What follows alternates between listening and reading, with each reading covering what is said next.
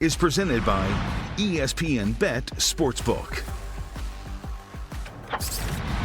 Buckle up because these 2 hours are going to fly by. Ryan Clark's right here, Stephen A. Smith right there. Cam Newton set to join us in just a little bit. Combatants, are we ready? Sure. We're not combatants, right? Because look how he dressed today. He didn't even come to really work today. I always come to work, but I slipped up with the wardrobe. I got to travel and I slipped up and I went like this. I walked into it and I said, damn, I forgot RC's going to be in today. What was I thinking? Oh, I know he's going to get. You got a happy hour outfit on.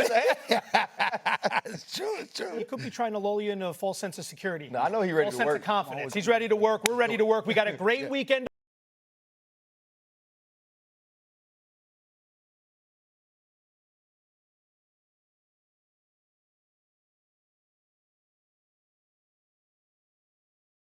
Two touchdowns in the last 6 minutes of the game to pull even. However, Arizona's kickoff attempt landed short of the landing zone, giving Seattle great field position that sealed their win with a game-winning field goal as time expired. The Seahawks have been dominant on the road. Last night was their 8th straight road win dating back to last season, extending the longest road streak in franchise history. This streak also the longest active road streak in the NFL. We begin right here. RC, this Seahawks team. They legit contenders in the NFC West? Absolutely. And now we know who the normal suspects are, right? The Detroits, the Packers, the Eagles, the Bucks. You talk about those teams, the Rams, the Seattle Seahawks are right in that bunch.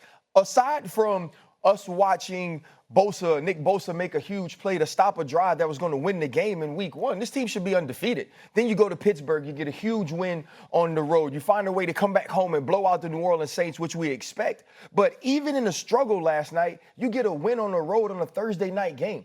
There's a touchdown that's taken off of the board on a holding on JSN for Charbonnet. This game's not even supposed to be close. Mike McDonald, absolute coaching star. This defense, even shorthanded, without rookie Nick Emmanwori, last week, without Julian Love, without Devin Weatherspoon, still making plays, still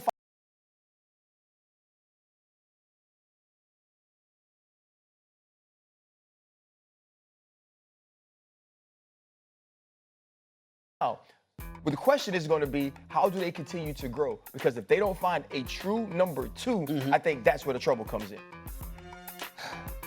Hold on for a second. Far be it for me to be a little contrarian here, but let me add. Far be it for you to be yourself. That's right. That's right. See, that would be me. Right. Here's my thing. We have to define. Listen, do I think they're a contender? Yes. I mean, their defense is top 5. I think we got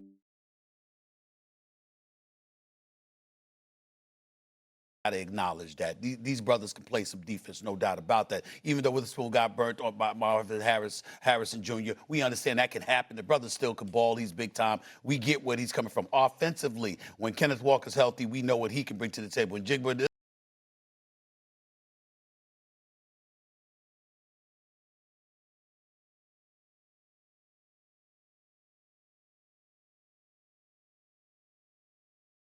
even though that hiccup happened in Cleveland with Green Bay, they're right there. And then we come to Seattle because we have to look at Sam Darnold. Now, which Sam Darnold do you want me to look at, RC? Do you want me to look at the Sam Darnold? By the way, last night, 7th game-winning drive over the last 2 years. 5 with the Vikings last year, 2 already with the Seattle Seahawks this year. Do you want me to look at the brother that led the Vikings to a 14-2 record? All right, 35 touchdowns, 12 interceptions, throwing over 4,300 yards last year. Do you want me to look at that dude, or do you want me to look at the dude that, you know what, wet the bed those last 2 games? Season finale with the division crown on the line and the number 1 seed on the line. They lost to Detroit last year, and then they ended up going to the playoffs and getting smacked out of there too. Do you want me to look at that guy, or do you want me to look at the guy for the first 16 games who's reminding us of that dude thus far as a Seattle Seahawk? Because as the season wanes, okay, then I got to look and say, how much am I supposed to believe in this brother when I'm thinking about Philly, Detroit, Green Bay, Tampa Bay? I got to look at these cats. I even got to look at Minnesota because you're going to have to play against Brian Flores' defense. I got to look at these things. Also, too, you got to think about those last 2 games. Brian Flores' defense wasn't what it was early on in That's- the season. that's as true. well. That's Right? true. When you're playing against Detroit, when you're playing against Rams, Goff had a day. Matthew Stafford had a day. And so I don't necessarily know if those things say that Sam Darnold can't do it in the moment. Your mic is out right now. You are saying beautiful things that the entire country is unable to hear at the moment. But let me. It's not an invitation to get back in. It's not. Yes, it is. Yes, it absolutely is an invitation to get back in. I got to capitalize on this moment while RC's mic is not working properly because he can't hit back. Here's the point.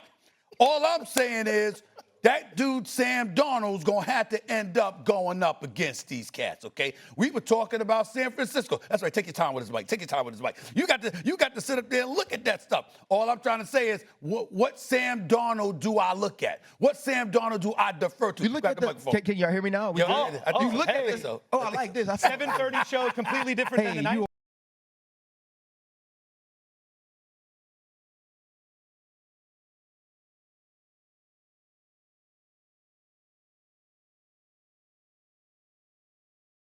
Maneuver through in Pittsburgh. We know the drive that we had to watch last night. He had driven them down the drive before as well. There was a missed field goal that put them in the position that they were in. It's not to say that I take Sam Darnold over Baker, or I take him over Jalen, or I take him over Jared Goff. But this is about team.